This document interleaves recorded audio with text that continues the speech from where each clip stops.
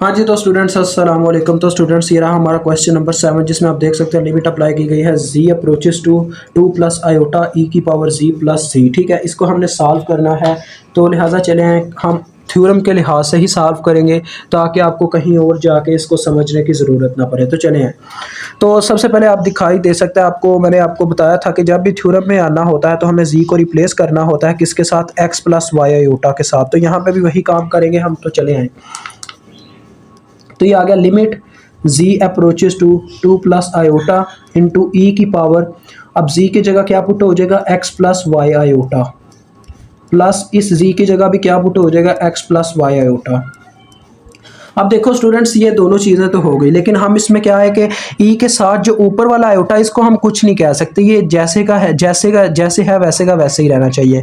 Main जो मसला create करता है वो जो नीचे आयोटा होता है वो बताता है कि ये मतलब कि नंबर जो है वो हमारे पास रियल नंबर है या इमेजिनरी नंबर है। तो ऊपर वाले ये जो ई की पावर में आ रहा है उससे हमें कोई लेना देना नहीं है, वो रिप्लेस भी हो जाता होता है। लिहाजा हमने क्या करना है जी, देखो अब इसमें साफ साफ नजर आ रहा है अगर इसके साथ आयोटा नहीं है तो ये एक रियल नंबर है। तो ये आ गया एक्स प्लस ई की power X plus Y iota, ये आ गया रियल नंबर। ठीक है, प्लस वाई आयोटा आ गया हमारे पास क्या जी, एक इमेजिनरी नंबर। तो चले आए यू और वी को कैलकुलेट करते हैं। उससे पहले हम जी को जान लें कि जी में एक्स और वाई की क्या वैल्यू है। ज़रा देखो गौर से देखना, G into X plus Y iota होता है ना, तो एक्स यहाँ पे क्या है 2 और वाई क्या है इसके साथ 1।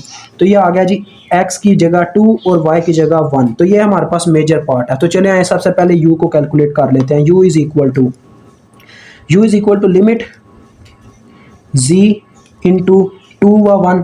ठीक है, इसमें से हम पहले रियल पार्ट ले लेंगे क्योंकि u की बात हो रही है। तो e की power x plus Y iota. तो देखो x हमारे पास क्या है, वो है 2, तो 2 की जगह 2 यानी कि x की जगह 2 प्लस e की पावर x की जगह 2 प्लस y की जगह 1 तो इंटू आयोटा। देखो मैंने सारी वैल्यूज पुट की, x की जगह 2 y की जगह 1 पुट किया, तो ये मेरे पास टर्म आ गया। आगे ये मज़ीद हल हो ही नहीं सकता, बस इसको यहीं पे छोड़ दो, बस ये आपका आ गया u।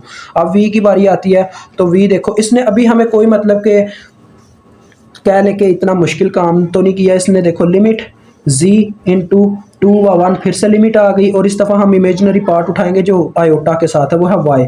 तो ये डायरेक्ट सिर्फ y आएगा। आयोटा आपको पता है वो कैसे लिखना है, u प्लस वी आयोटा लिखेंगे, आयोटा बीच में वैसे ही आ जाएगा। तो बस यहाँ पे 1 पुट होना है क्योंकि ये हमारे पास y की डायरेक्ट वैल्यू है। तो हमारा आंसर आप सब देख सकते हैं क्या आ गया students, u plus V iota is equal to u की पहले वैल्यू 2 प्लस e की पावर 2 प्लस आयोटा। ठीक है, उसके बाद ज़रा गौर कीजिएगा हमारे पास क्या है जी, ये देखें ये y की वैल्यू, ये हमारे पास v की वैल्यू 1 और साथ में आयोटा मल्टीप्लाई हो रहा है, तो आयोटा यानी कि 1 इंटू आयोटा आयोटा ही आ जाएगा।